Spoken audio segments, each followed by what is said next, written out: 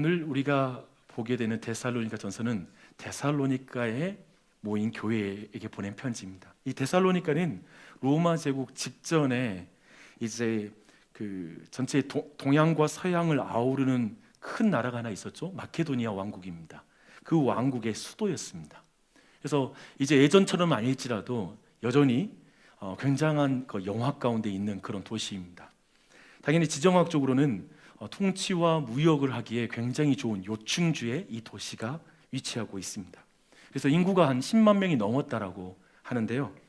돈과 사람이 많이 모인 이곳에 철학과 문화도 왕성했습니다. 예를 들면 알렉산더 대왕의 스승이 아리스토텔레스였잖아요. 그만큼 철학을 존중하는 그런 도시였습니다. 당연히 다양한 종교도 그곳에 있었습니다. 종교의 전시장과 같았는데요. 특별히 그 그리스 로마의 신들과 그리고 황제 숭배가 굉장히 강력하게 시행되던 그런 도시였습니다. 그리고 상당한 규모의 유대인들도 이곳에 살았다라고 문헌에 남아 있습니다. 이렇게 모든 것을 녹여내는 용광로와 같은 이 문화, 굉장히 강력한 힘이죠. 그게 바로 데살로니가의 문화입니다.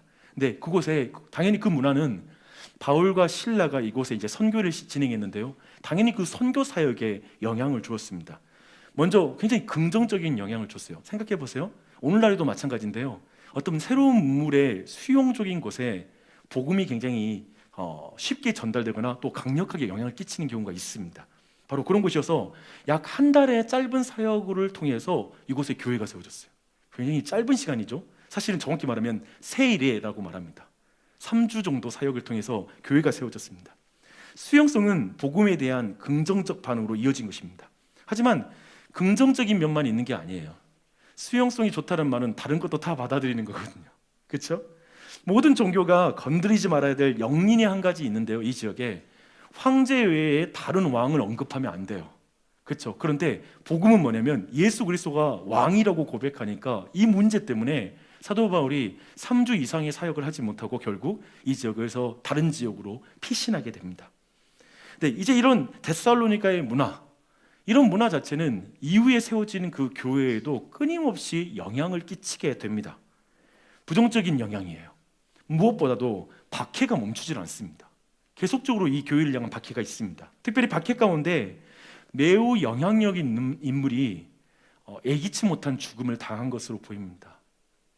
한번 생각해 보십시오. 이런 신앙 현실이 아직 걸음마 단계인 어떤 교회에 어떤 영향을 끼쳤을까요? 자신들에게 너무나 은혜를 끼치고 영향을 주고 너무나 자신이 볼 때 너무나 아름다운 믿음을 가진 자가 너무 예기치 못하게 죽은 거예요. 첫째, 특별히 이 교회에 두 가지 단어가 생각이 났는데요. 첫 번째는 혼란이 있고요. 두 번째는 혼합이 벌어집니다. 이 두 가지의 영향이 나타나요. 첫 번째, 신앙적 혼란이 있었습니다. 그리스도의 재림에 대한 충분한 지식이 없던 이 교회가 이렇게 특별한 어떤 영적인 사람이 예기치 못한 죽음을 당하게 되자 이제 먼저 죽은 자들은 재림에 참여하지 못할까 싶어서 그들 안에 소망이 없는 슬픔이 그들을 사로잡게 됩니다. 여러분 아시다시피 우리 믿는 자들 또한도 죽게 되죠. 그리고 동료 신자가 죽을 수 있어요. 근데 동료 신자의 죽음의 부재로 인해서 우리는 슬픔을 느낄 수 있습니다. 이제 다시는 이 땅에서 못 보니까요. 우리는 슬퍼할 수 있어요. 하지만 소망 없는 슬픔은 그리스도인에게 있는 슬픔이 아닙니다. 소망이 있죠. 다시 만날 소망입니다. 그런데 지금 이 교회는 다시 못 만나는 그 슬픔이 지금 교회를 지배하고 있었던 것입니다. 근데 두 번째, 이 문화적 혼합이 있었습니다. 당시 사회 자체, 로마 사회 자체에 성적인 방종들이 있고요. 그리고 나태함이 교회 안에 들어온 것입니다. 혼란과 이 혼합, 이것은 오늘날에도 동전의 양면과 같이 되어 있는 이 문화의 힘은 오늘날 교회에도 여전히 영향을 주고 있습니다. 여기에 참 영향력, 예를 들면 우리 교회에 너무나 참 영향력이 있고 정말 믿음으로 살아가는 사람이 있었다고 생각해 봐요. 하지만 너무나 안타깝게도 예기치 못한 죽음을 당했다고 생각해 보십시오. 그때 믿음이 없는 사람, 그분으로부터 깊은 영향을 받은 사람, 아직 약한 사람은 아마도 신앙적 혼란을 느낄 거예요. 아니, 그렇게 영적이고 그리고 너무나 하나님을 사랑하는 사람이 왜 이렇게 이런 죽음을 당해? 왜 이렇게 되지? 하면서 신앙적 혼란을 느끼게 되고요. 또 한편으로는 신실하게 살던 그렇지 않던 죽네, 그냥 나는 그냥 대강 살래, 내 육체대로 살래, 기분대로 살래, 어쩌면 이렇게 신앙적인 혼합이 일어나게 될 것입니다. 지금 이 일이 바로 이렇게 혼합과 혼란의 문제를 가진 데살로니가 교회를 향해 쓴 편지가 바로 데살로니가 전서입니다. 근데 어쩌면 2021년 마지막에 우리도 어떤 신앙적 혼란을 가지고 이곳에 앉아 있을 수 있습니다. 또 이 자리에 어쩌면 문화적 혼합 가운데 여전히 그 문제를 가지고 그냥 세상과 버타면서 살고 왔구나 라고 생각하는 분이 이 자리에 앉아 있을 수 있습니다. 참 신실하다고 생각하는 사람이 당하는 어려움, 혹은 죽음을 보며 느끼는 감정, 또 오늘날의 거룩한 교회라고 불리는 이 교회가 세상 속에 비춰지는 모습들, 그리고 현실에서 녹록치 않는 신앙의 삶, 그리고 여전히 내 삶에도 고난이 있고 힘겨운 삶이 있는 그 삶을 당하면서 내 자신이 느끼는 감정들, 우리 모두는 저마다의 다른 강도로 신앙적 혼란을 느끼고요, 또한 다른 강도로 문화적 타협을 한 모습이 우리 안에 있을 수 있습니다. 그렇게 진행된 모습으로 지금 2021년 마지막 주일날 지금 여기 앉아 있는 거예요, 여러분들이. 주 안에 사랑하는 여러분, 이제 데살로니가 전서의 이 마지막 권면과 끝인사를 통해서 그런 분들에게 하나님의 음성이 들리길 바랍니다. 그리고 하나님의 뜻이 분명하게 알아졌으면 좋겠어요. 사도는 이제 이 세 가지 동사를 통해서 이 편지의 마지막 부분을 말하고 있습니다. 그게 12절에 첫 번째 동사가 나오는데요, 사도는 구해요. 구합니다. 그리고 두 번째로 14절에서 사도는 권면합니다. 그리고 세 번째 마지막으로 22절에서 사도는 실제적으로 기도합니다. 그래서 구하는 것, 권면하는 것, 기도하는 것, 이 세 가지 동사로 한번 오늘 말씀 한번 살펴보고 그 하나하나를 적용하면서 함께 말씀의 은혜를 나누겠습니다. 먼저 12절과 13절 한번 함께 읽어볼게요. 다 함께 말씀 보겠습니다. 12절과 13절입니다. 시작. 형제들아, 우리가 너희에게 구하노니 너희 가운데서 수고하고 주 안에서 너희를 다스리며 고안하는 자들을 너희가 알고 그들의 역사로 말미암아 사랑 안에서 가장 귀히 여기며 너희끼리 화목하라. 지금 이 간구는 데살로니가의 좀 상황을 여러분이 좀 감안할 때 정확하게 좀 이해가 됩니다. 사도 바울이 굉장히 짧게 사역하고 떠났거든요. 근데 그 이외 그 뒤를 잇는 교회의 지도자들, 곧 장로들을 적절히 인정하고 존경하지 않는 문제가 이 교회에 있었던 것입니다. 그리고 심지어는 갈등까지 있었다는 걸 우리는 알 수가 있습니다. 사실 이 주제는 오늘날에도 교회에서 반복되고 있는 주제일 수 있습니다. 사실 오늘날의 12절과 13절, 방금 전의 말씀, 너희를 다스리며 고난한 자들을 너희가 알고 그들의 역사로 말미암아 사랑 안에서 가장 귀히 여기며 너희끼리 화목하라, 이런 어떤 이 말씀을 보면 아마도 어떤 경우에는 이런 반응을 하기 쉬운 것 같습니다. 아니, 교회 안에서 봉사하는 모든 사람이 수고하는데 왜 사도는 장로의 수고만 알아주라고 이렇게 말하는 거야? 더하여 그들을 사랑 안에서 가장 귀히 여기면 다른 사람은 덜 귀히 여긴단 말이야? 이렇게 생각할 수도 있을 것 같아요. 그렇죠? 이건 너무 뒤틀린 마음이라서 너무나 거리가 있나요? 그럴지 모르겠지만 이런 반응이 오늘날 우리에게는 너무 멀리 느껴지는 게 아니라 어쩌면 조금은 이해되는 이유는 권하는 장로인 목사와 다스리는 장로를 숭배하는 듯한 교회의 문화와 그들의 큰 실수들을 생각할 때 이 말씀을 받아서 가장 존경하고 귀히 여기라는 말이 쉽게 와닿지 않는 사람이 있을 수 있습니다. 상처는 그렇게 만드니까요. 그래서 민감한 이들은 어쩌면 디모데전서 5장 17절이 오늘 말씀을 사실상 좀 더 자세하게 말하는 것인데요, 이 내용에 대해서는 아주 거부감을 느낄 것입니다. 한번 들어보십시오. 잘 다스리는 장로들은 배나 존경할 자로 알되 말씀과 가르침에 수고하는 이들에게는 더욱 그리할 것이라. 어떤가요? 우리는 왜곡된 직분자로부터 받은 상처, 아픔에 대한 반감을 갖게 됩니다. 그래서 12절, 어쩌면 12절의 왜곡된 형태는 다스리기만 하고 회중들을 고생스럽게 만드는 지도자, 양들을 사랑하는 역사를 행하지 않으면서 가장 귀히 여겨달라고, 자기만 귀히 여겨달라고 말하는 지도력을 만나면 많은 사람들은 거기에 실망을 느끼고 힘겨울 것입니다. 그러나 반대로 부지런히 양떼의 형편을 살피기 위해 신방하고 잘 다스리는 장로님, 그리고 말씀을 연구해서 설교를 통해서 성도들이 먹기 좋은 음식을 부지런히 만드는 목사를 만났을 때의 마음은 어떻습니까? 행복하겠지요. 기쁠 것입니다. 그래서 저는 오늘 말씀이 저는 양쪽에게 하는 말씀인 것 같아요. 얼핏 보면 맞아, 데살로니가 교인들에게 그렇게 하라고 말하는 것이겠죠. 하지만 저는 이 말씀을 목사로서 이렇게 듣습니다. 나는 정말 양떼가 귀한 줄 알고 그들의 형편을 부지런히 살피며 수고하는 목사였는가? 얼마나 수고했는가? 저는 이 말씀을 이렇게 읽어야 될 것 같아요. 목사로서 많이 부족했습니다. 많이 부족했습니다. 어쩌면 오늘 이 본문을 가지고 제가 주장하듯 말하는 건 옳지 않은 것 같아요. 보세요, 가르치는 사람을 존경하라고 말하죠. 여러분 좀 나 좀 알아주세요.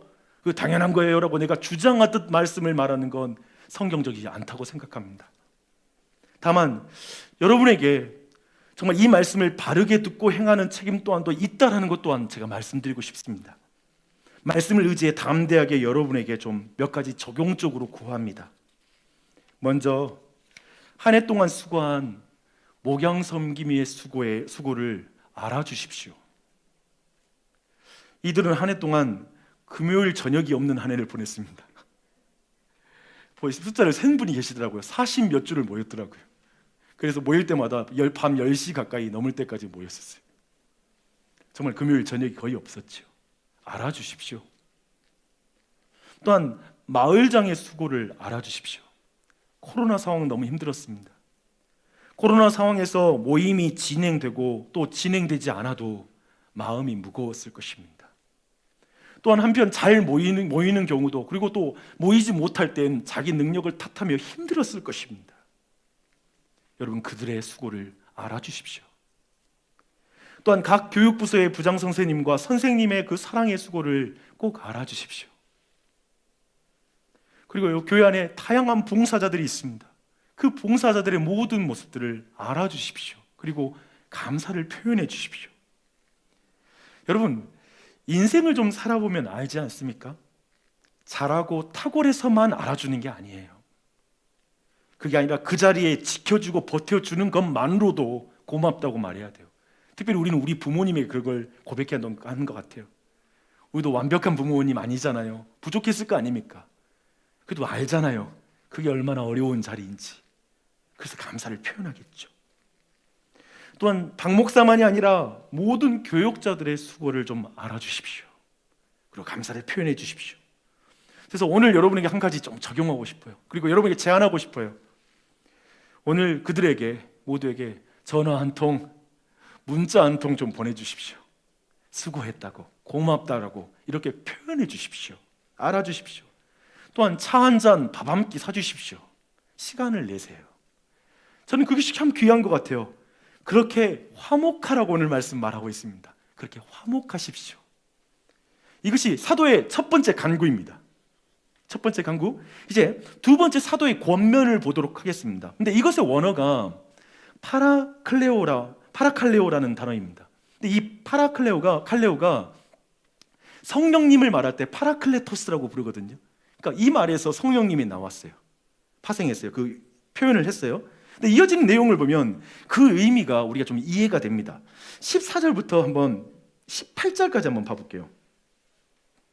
제가 읽겠습니다. 또 형제들아, 너희를 권면하오니 게으른 자들을 권계하며 마음이 약한 자들을 격려하고 힘이 없는 자들을 붙들어주며 모든 사람에게 오래 참으라.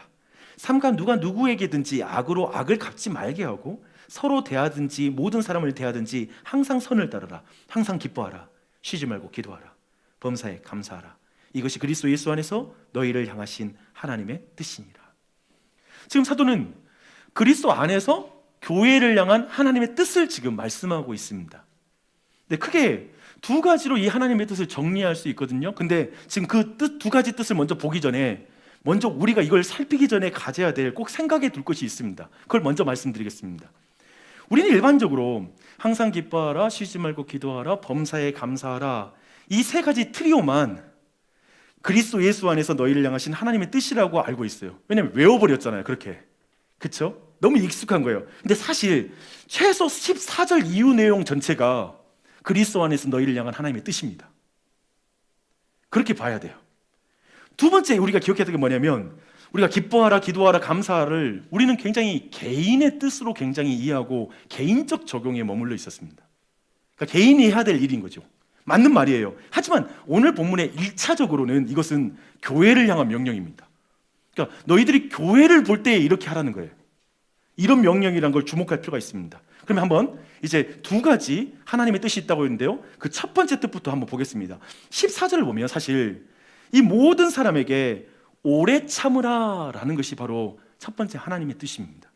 근데 내용을 보면 하나같이 좀 부정적이에요. 한마디로 참기 힘든 사람이 교회 안에 있어요. 보니까요, 지금 데살로니가 교회를 배경으로 본다면 게으른 사람이란 규율이 안 잡히고 반항하는 이들, 그리고 책임을 회피하고 일하지 않는 자들을 말하는 것입니다. 게으른 자들. 또 신앙으로 인한 대가를 지불하지 않고 마음으로 굉장히 낙심해 있고 약해 있는 것, 그리고 핍박 속에 당황하면서 주님이 정말 오실까 하면서 힘을 잃어버린 사람들, 약해진 사람들, 그들을 말하고 있습니다. 지금 이들을 향해서 오래 참으라 라고 이렇게 말하고 있습니다. 이렇게 첫 번째 권면은 참으로 참기 힘든 자들을 향해 말할 수 없는 탄식으로 성령 하나님께서 참으로 오래 참아 주신 것처럼 그 성령님의 성품 가운데 일을 행하라고 말씀하고 있습니다. 사랑은 오래 참고 라고 또한 고린도전서에서 말하고 있죠. 특징이에요. 즉 지금 이것은 교회를 사랑하라는 거예요. 이게 그리스도 안에서 하나님의 뜻이라고 말하는 것입니다. 교회를 사랑하면 참는 것이지 지르는 것이 아니에요. 그러니까 근본적으로 이 성품이 그리스도인을 지배하는 성품이에요. 참는 거, 지르는 게 아니에요. 그것이 하나님의 뜻입니다. 그리고 이제 두 번째 하나님의 뜻을 한번 볼게요. 16절로 18절입니다. 항상 기뻐하라, 쉬지 말고 기도하라, 범사에 감사하라 라고 이렇게 말하고 있습니다. 이 또한도 데살로니가 교회의 상황, 이 모든 상황을 함께 보면서 해석해야 될 내용이에요. 위에서 본 것처럼 교회 안에 참기 있는 힘든 사람이 한 트럭이네. 참아줘야 될 사람이 한 트럭인 거예요. 책임을 회피하고 일하지 않는 사람, 규율이 안 잡혀서 막 반항적인 사람들이 교회 안에 있는 거예요.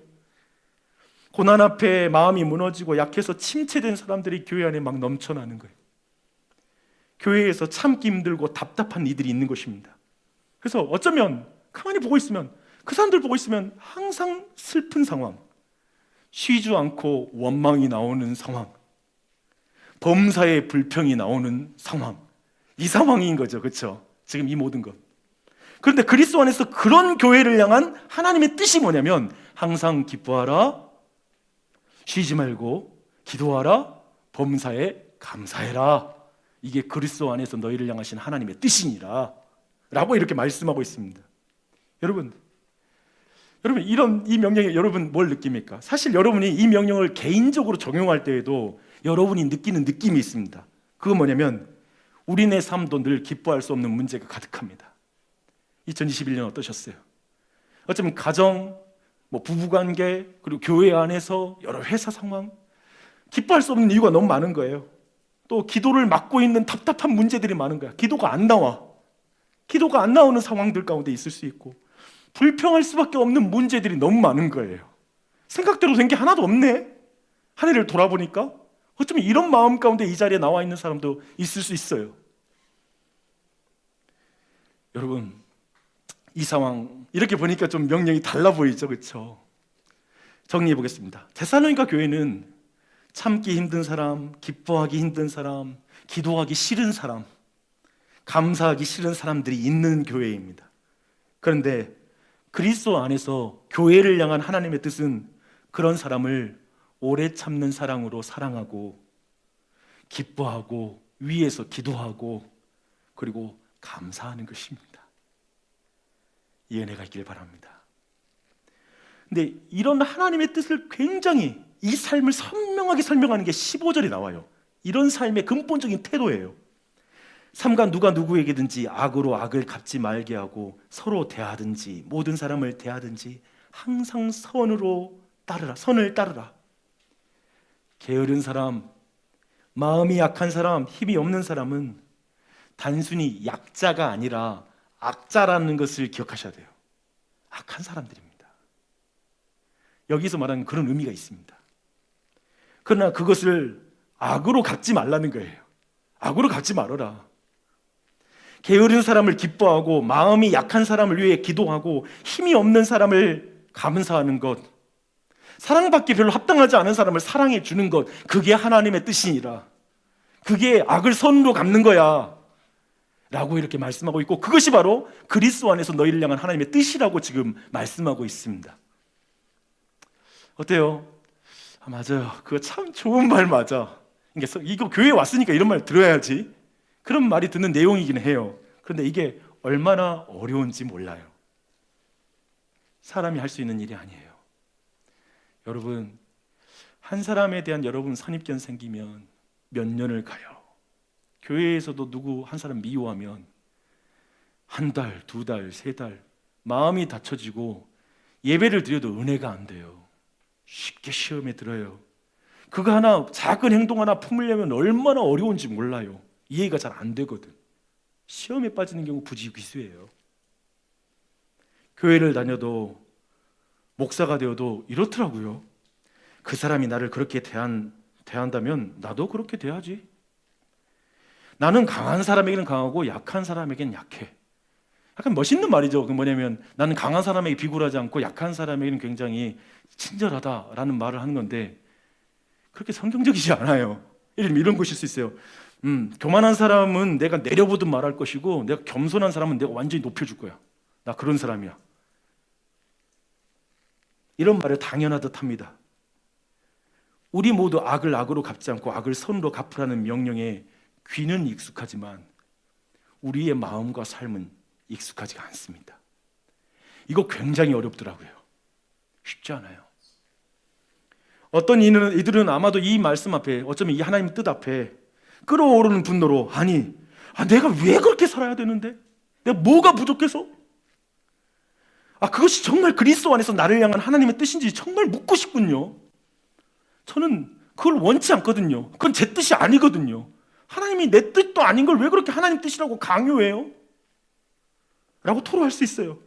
또 이 안에 어쩌면 이 말씀대로 좀 순종하고 싶은 마음이 있는 사람들도 이렇게 말할 거예요. 저도 그렇게 살고 싶어요. 근데 어떻게 그렇게 살 수 있단 말이죠? 그렇게 사는 사람 못 봤는데요? 정말 그렇게 살 수 있는 거예요? 라고 물을 것입니다. 저는 그런 모든 이에게 하나님의 뜻이 결코 악한 것이 아니라는 것, 여러분 괴롭히려고 항상 기뻐하라, 쉬지 말고 기도하라, 범사에 감사하라, 여러분 괴롭히려고 그 말씀한 거 아니다. 양심의 어떤 가책감을 느끼게 하고 죄책감을 느끼게 하려고 이 말씀한 게 아니다 라고 믿습니다. 여기 안에 하나님의 뜻이 있다는 것, 선함이 있다는 것에 대해서 말씀드릴게요. 말씀을 보십시오. 그리스도 안에서 너희를 향하신 하나님의 뜻입니다. 여기에 여러분의 악을 악으로 갚지 않는 분이 이 문장에 있습니다. 그리스도 안에서 너희를 향하신 하나님의 뜻. 우리의 악을 악으로 갚지 않는 분이 누구십니까? 예수 그리스도이십니다. 그 예수님은 우리에게 이렇게 말씀하십니다.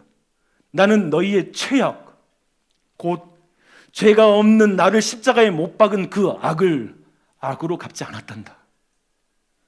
도리어 너희의 악을 당하는 그 선으로 너희를 대했단다.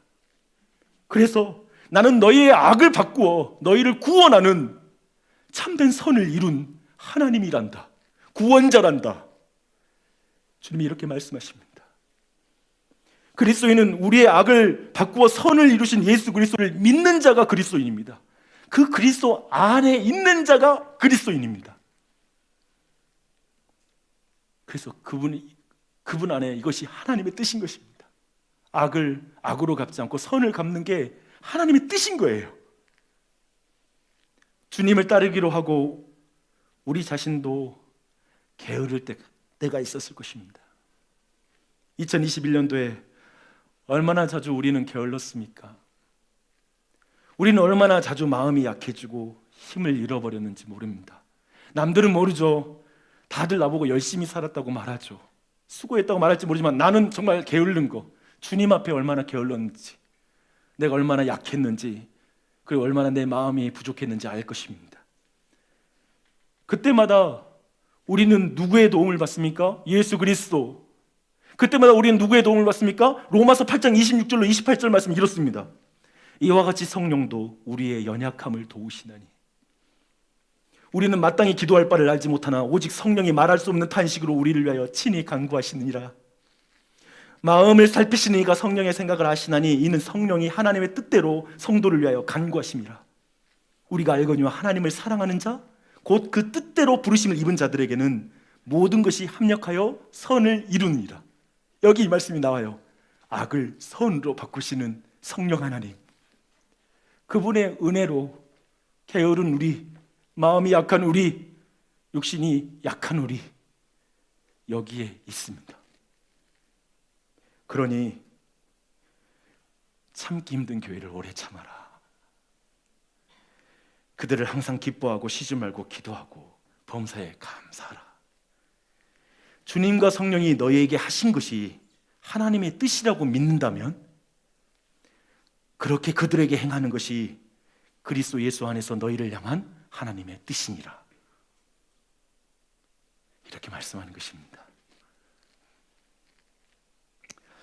사랑하는 여러분, 2021년 한번 돌아보십시오.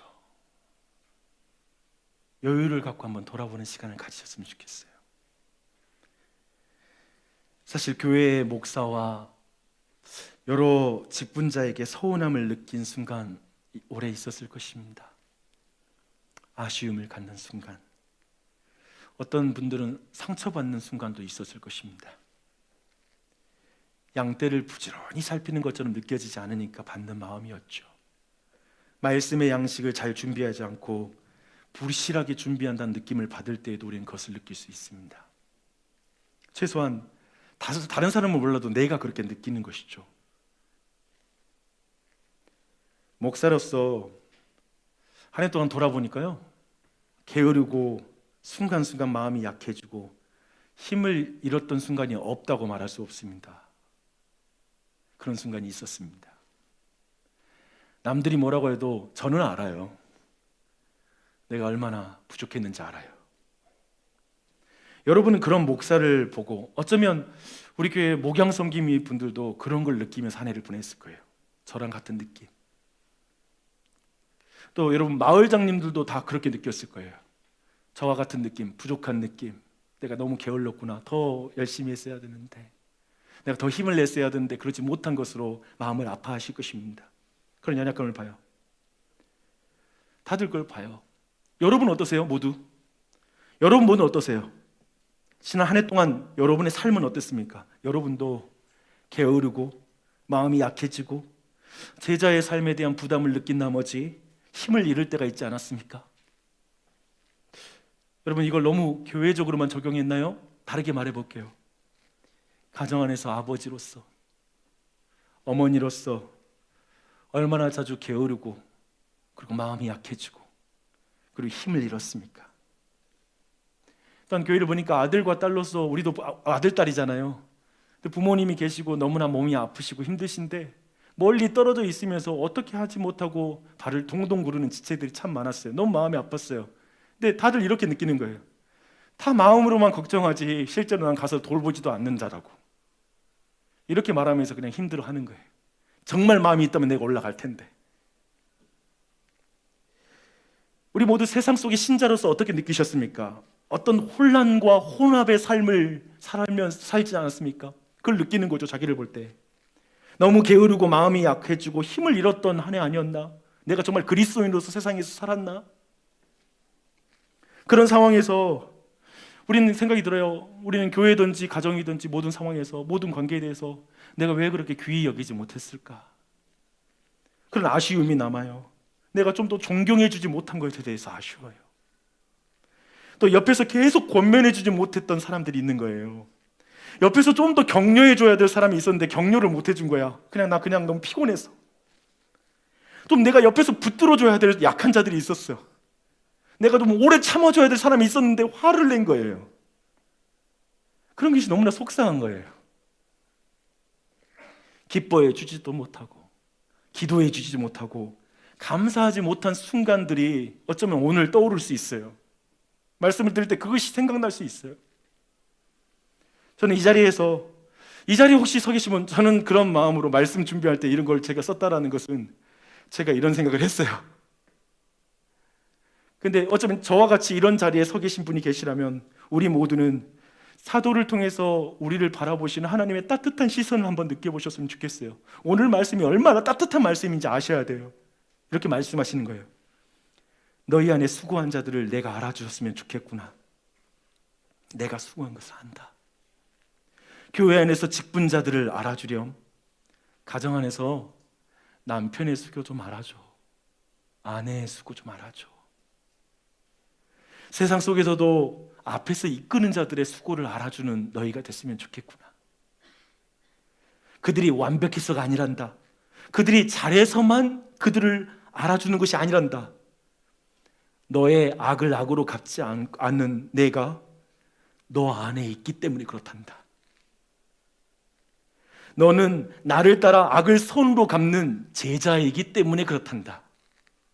그런 마음을 가져주겠니? 그런 사람으로 서주겠니? 라고 주님 말씀하십니다. 이 말씀과 함께 마지막 사도의 기도는 정말 최고의 위로와 감격이에요. 한번 들어보세요. 사도는 여러분을 위해서 이렇게 기도합니다. 평강의 하나님이 친히 너희를 온전히 거룩하게 하시고 또 너희의 온 영과 혼과 몸이 우리 주 예수 그리스도께서 강림하실 때 흠없게 보존되기를 원하노라. 너희를 부르시니 미쁘시니 그가 또한 이루시리라. 그가 또한 이루시리라. 이 기도는 참을 수 없고 기도할 마음이 없는 사람, 기도할 가치가 없고 감사할 이유가 없는 대상에게 악을 선으로 갚아야 될 최고의 근거입니다. 사도는 이렇게 말하는 것과 같아요. 주님, 제가 데살로니가 교회를, 제가 누구를, 제가 아내를, 제가 남편을, 제가 아이들을, 내가 부모님의 악을 선으로 갚을 수 있는 이유는, 그리고 그것을 오래 참을 수 있는 이유는 주님이 그들을 나보다 더 사랑하시기 때문입니다. 주님의 나라에 그들 모두가 주님 앞에 흠없이 보존될 것이기 때문입니다. 하나님이 그렇게 만드실 것입니다. 그들을 부르신 하나님은 미쁘십니다. 신실합니다. 그래서 주가 반드시 이루실 것입니다. 그래서 저는 지금 그 사람을 판단하고 악을 악으로 갚는 심판주가 되지 않겠습니다. 도리어 주님을 믿고 악을 선으로 갚는 예배자가 되겠습니다. 이 말이죠. 이 기도가. 주 안에서 사랑하는 교회 여러분, 목사는 천상 교인들을 너무 위로하고 싶어요. 근데 진짜 위로하고 싶었어요. 오늘 말씀 앞에 제가 이렇게 여러분께 권면하고 말씀 나눕니다. 모든 아쉬움을 내려놓으십시오. 모든 연약함을 내려놓으십시오. 수고하고 무거운 짐진 자들, 그 짐 다 내려놓으세요. 그거 짊어지고 2022년으로 또 넘어갈 생각하지 마세요. 겸손히 나를 부르신 이는 미쁘시니 그가 또한 이루시리라. 이 말씀을 읊조리십시오. 오늘 온종일 읊조리십시오. 내 안에 착한 일을 시작하신 이가 그리스도 예수의 날까지 이루실 줄을 내가 확신하노라. 이 말씀을 읊조리십시오. 그리고 누구를 볼 때 그렇게 보는 거예요. 내가 고쳐놓으려면 불평이거든요. 낙심이거든요. 근데 하나님이 저 사람을 고치실 거야. 하나님 손에 있어. 감사하고 기뻐할 수 있고, 그 사람 위해서 기도가 나오고, 그 사람과 함께 같이 동행할 수가 있습니다. 이런 안목으로 2021년을 바라봤으면 좋겠고요. 새해를 소망했으면 좋겠습니다.